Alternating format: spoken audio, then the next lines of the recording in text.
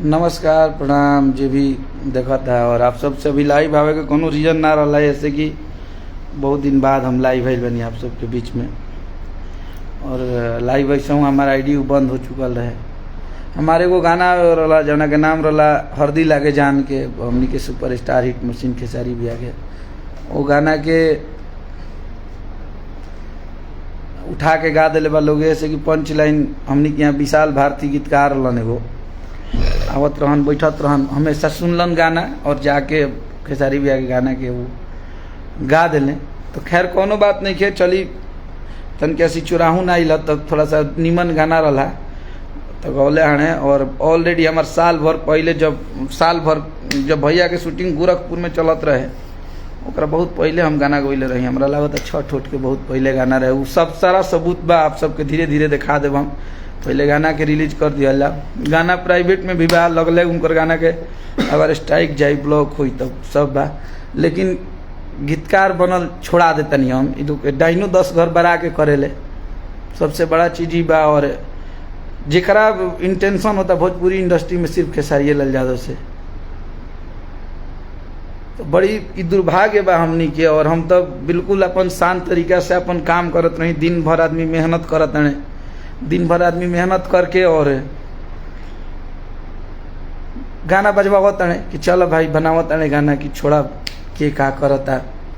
लेकिन प्रमोद प्रेमी जी, मैं आपसे बस एक ही बार आपसे मुलाकात हुआ था जब आप बॉक्सर आए थे, और आपके सम्मान में अखिलेश कश्यप गया था।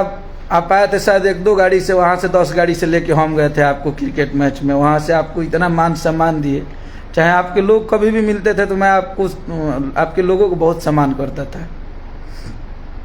खैर वहू से कोनो बात नहीं है, आस्तीन के सांप बनी जा हुआ सब। और सबसे बड़ा चीज विशाल भारती हमरा के यहाँ के बक्सर के कोनो गीतकार हने, आज उनकर इतना कद बढ़ गई कि अब हमारे गाना उठा के गवावे लगले।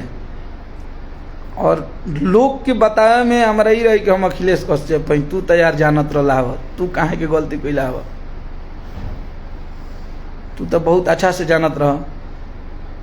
और ये काम ठीक नहीं भइल, डाइनो 10 घर बना के करेले, और सबके इंटेंशन खेसारी लाल यादव से बा तो ठीक बा। और ये वही विशाल भारती है जिनको एक खेसारी लाल यादव से पहचान मिला था, और खेसारी लाल यादव के साथ नमक हरामी बहुत बढ़िया, कोनो बात नहीं है। आप सबके बीच में हमरो गाना काल रिलीज हुई, सुनब जा, आप सबके पता चली, आप सब देखब जा, तो आप सबके मोहब्बत रही और आप सबके प्यार रही, तो कोनो बात नहीं है।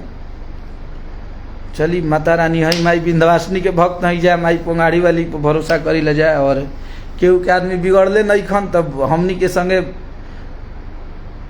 कोनो बात नहीं है। आप लोग जैसे, और क्या हो गया अगर मान लीजिए मेरा एक समुंदर में से अगर केहू 1 लोटा पानी काढ़ ली तो कोनो दिक्कत नहीं है।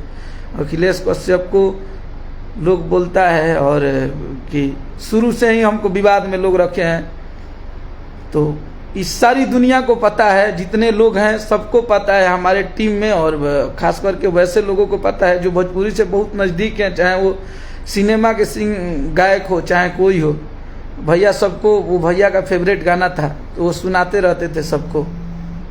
तो सब भगवान महादेव की कृपा बा, महादेव अगर जो चाहेंगे वही होता है। और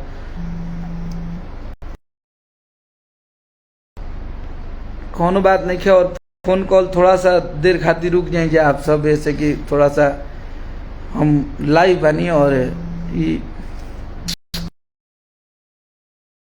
तकलीफ और खुनस इस बात का है कि खेसारी लाल यादव के लिए बेदर्दी जी गाना लिखने लगे।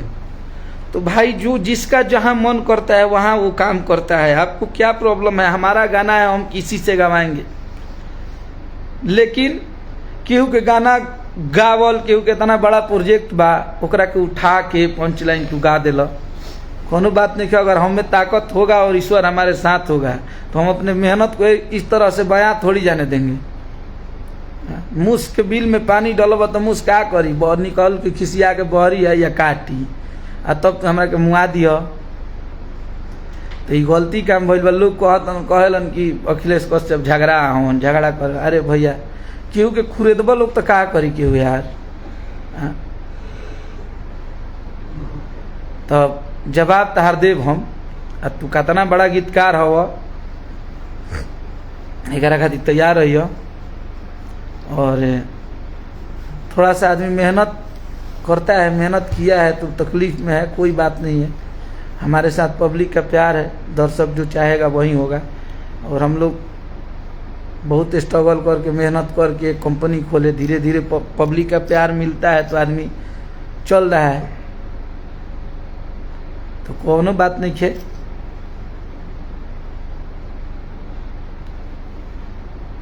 सब लव यू टू मेरे भाई, सबको लव यू टू। आप लोग ऐसे ही आशीर्वाद प्यार बनाए रखिए। कल गाना रिलीज होगा था और आप सब आशीर्वाद प्यार दीजिए।